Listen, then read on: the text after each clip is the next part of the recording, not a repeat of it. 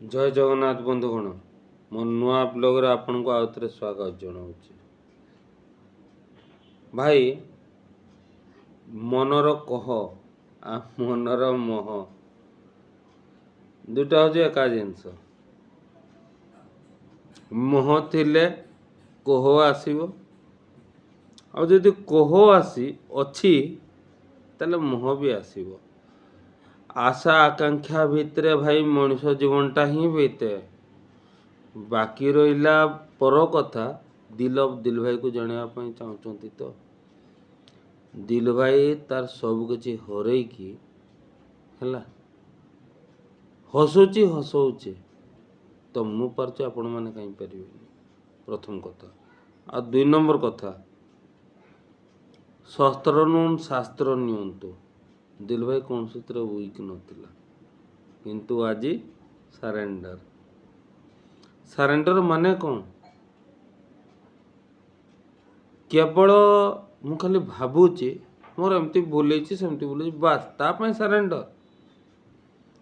ମୋ ସାମନାରେ କିଏ ଭୁଲ କରିକି ପାରେଇଯିବ, ମୋ ସାମନାରେ କିଏ ମିଛ ସତ କହିଦେଇକି ପାରେଇଯିବ, ଟାଉଟରେ ଭାଣ୍ଡାମି କରିକି ପାରେଇଯିବ, ସେସବୁରେ ଦିଲ ଭାଇ ନାହିଁ।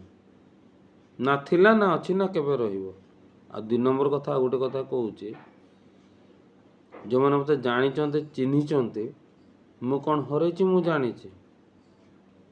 ଆରେ ଭାଇ, ଜୀବନରେ ହରେଇବା କିଛି ନଥାଏ, ପାଇବା ବି କିଛି ନଥାଏ। ଗୋଟେ ଜିନିଷ ମନେ ରଖିଥାନ୍ତୁ, ଗୋଟେ ସୁନ୍ଦର ଜାଗା, ଗୋଟେ ସୁନ୍ଦର ଲୋକ, ଗୋଟେ ସୁନ୍ଦର ମୁହୂର୍ତ୍ତ, ଗୋଟେ ସୁନ୍ଦର କିଏ କହିବି, କୋଟିଏରେ ଗୋଟିଏ, ଆମ ଦେଶ ହେଲା ଗୋଟିଏ। ତ ଇଣ୍ଡିଆ, ଭାରତ,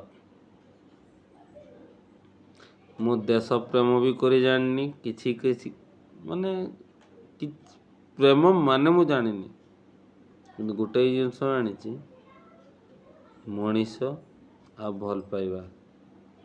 ସାନ ବଡ଼ ସେଇଥିରେ ହେଇଛି, ସେଇଟା ନାହିଁ, ତା ପାଇଁ ମୁଁ ଅଛି। ଭାଇ କଥା ଶୁଣୁଥାନ୍ତୁ। ମୋତେ ଲାଇକ୍ ସବସ୍କ୍ରାଇବର ମୁଁ କେବେ ଡିମାଣ୍ଡ କରିବିନି।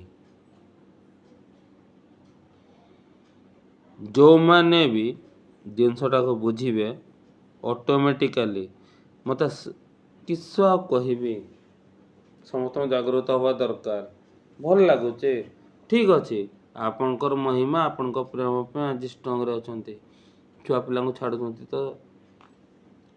ଆମର ଏଇ ଧରତୀ ଉପରେ, କେଉଁ ସମାଜ ନେଇକି ଛାଡ଼ୁଛନ୍ତି, କେଉଁ ସାହି ନେଇକି ଛାଡ଼ୁଛନ୍ତି।